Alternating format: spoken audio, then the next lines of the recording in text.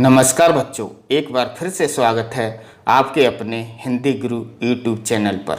आज हम कक्षा 9 की क्षितिज के गद्य खंड में अध्याय 2 लासा की ओर पाठ के महत्वपूर्ण प्रश्न और उत्तरों का अभ्यास करेंगे। आइए बच्चों, देखते हैं पहला प्रश्न। थोड़ेला के पहले के आखिरी गांव पहुंचने पर भिखमंगे के भेष में होने के बावजूद लेखक को ठहरने के लिए उचित स्थान मिला, जबकि दूसरी यात्रा के समय भद्रवेश में भी उन्हें उचित स्थान नहीं मिला। क्यों? इसका मुख्य कारण था संबंधों का महत्व। तिब्बत में इस मार्ग पर यात्रियों के लिए एक जैसी व्यवस्था नहीं थी, इसलिए वहां जान पहचान के आधार पर ठहरने का उचित स्थान मिल जाता था। बिना जान पहचान के यात्री को भटकना पड़ता था। दूसरे, तिब्बत के लोग शाम 6 बजे के बाद छड़ पीकर मस्त हो जाते थे, तब वे यात्रियों की सुविधा का ध्यान नहीं रखते थे। प्रश्न दूसरा, उस समय के तिब्बत में हथियार का कानून न रहने के कारण यात्रियों में किस प्रकार का भय बना रहता था? उत्तर, उस समय तिब्बत में हथियार संबंधी कानून न होने से यात्रियों को हमेशा अपनी जान को खतरा बना रहता था।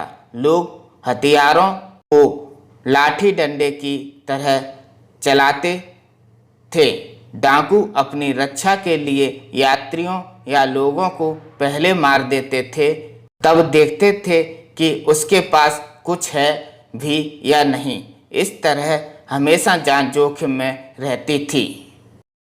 प्रश्न 3, लेखक लड़कोर के मार्ग में अपने साथियों से किस कारण बिछड़ गया? उत्तर, लेखक लड़कोर के मार्ग में अपने साथियों से 2 कारणों से बिछड़ गया।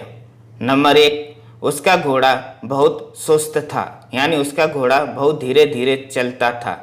दूसरा, वह रास्ता भटक कर 1-1.5 मील गलत रास्ते पर चला गया था, उसे वहां से वापस आना पड़ा। प्रश्न क्रमांक 4, लेखक ने शेखर विहार में सुमित को उनके यजमानों के पास जाने से रोका, परंतु दूसरी बार रोकने का प्रयास क्यों नहीं किया? उत्तर, लेखक जानता था कि शेखर विहार में सुमित के यजमान रहते हैं। सुमित उनके पास जाकर बोधगया के गंडों के नाम पर किसी भी कपड़े का गंडा देकर दक्षिणा वसूला करते थे। इस काम में वे हफ्ता लगा देते थे, इसलिए मना कर दिया। प्रश्न 5वां, अपनी यात्रा के दौरान लेखक को किन कठिनाइयों का सामना करना पड़ा? उत्तर, अपनी तिब्बत यात्रा के दौरान लेखक को विभिन्न कठिनाइयों का सामना करना पड़ा।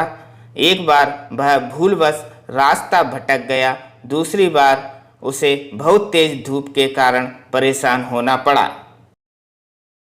प्रश्न 6, प्रस्तुत यात्रा वृत्तांत के आधार पर बताइए कि उस समय का तिब्बती समाज कैसा था? उत्तर, इस यात्रा वृत्तांत से पता चलता है कि उस समय तिब्बती समाज में पर्दा प्रथा, छुआछूत जैसी बुराइयां नहीं थीं। महिलाएं अजनबी लोगों को भी चाय बनाकर देती थीं। निम्न श्रेणी के भिखारियों या भिखमंगों को छोड़कर कोई भी किसी के घर में आ और जा सकता था। पुरुष वर्ग शाम के समय छक पीकर मदहोश रहते थे। वे गंडों पर अगाध विश्वास रखते थे। समाज में अंधविश्वास का बोलबाला था। प्रश्न 8वां, सुमित के यजमान और अन्य परिचित लोग लगभग हर गांव में मिले। इस आधार पर आप सुमित के व्यक्तित्व की किन विशेषताओं का चित्रण कर सकते हैं? उत्तर, सुमित के यजमान और परिचितों के हर गांव में मिलने से उनकी अनेक विशेषताओं का पता चलता है। जैसे सुमित मिलनसार और हंसमुख व्यक्ति थे। उनकी जान पहचान का दायरे का विस्तार बहुत अधिक था। सुमित अपने यजमानों को बोध गया से लाए कपड़े के गड्ढे बनाकर दिया करते थे और उनसे दक्षिणा लेते थे। सुमित लोगों की आस्था का अनुचित लाभ उठाते थे, पर उनकी खबर लोगों को नहीं लगने देते थे। वे बौद्ध धर्म में गहरी आस्था रखते थे। प्रश्न 9। हालांकि उस वक्त मेरा भेष ऐसा नहीं था कि उन्हें कुछ भी ख्याल रखना चाहिए था। उक्त कथन के अनुसार हमारे आचार व्यवहार के तरीके वेशभूषा के आधार पर तय होते हैं। आपकी समझ से यह उचित है अथवा अनुचित विचार व्यक्त करें। उत्तर: यह बात सच है कि हमारे आचार व्यवहार के तरीके वेशभूषा के आधार पर तय होते हैं। हम अच्छा पहनावा देखकर किसी को अपनाते हैं तो गंदे कपड़े देखकर उसे धुतकारते हैं।